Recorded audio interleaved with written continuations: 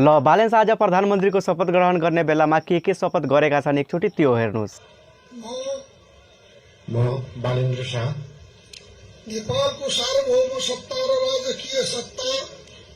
सार्वभौम सत्ता र राजकीय सत्ता नेपाली जनतामा निहित रहेको नेपालको संविधान प्रति पूर्ण वफादार रही सत्यनिष्ठापूर्वक प्रतिज्ञा गर्दै ईश्वर देश र जनताको नाममा शपथ लिन्छु कि प्रधानमन्त्री पदको जिम्मेवारी प्रचलित कानूनको पालना गरी मुलुक र जनताको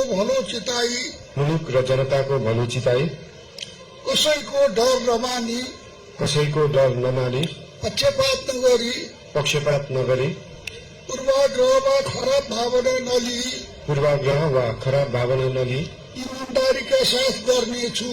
ईमानदारीका साथ गर्नेछु र आफ्नो कर्तव्य पालनको सिलसिलामा आफूलाई जानकारीमा आएको कुरा म पदमा बहाल रहँदा वा नरहँदा जुनसुकै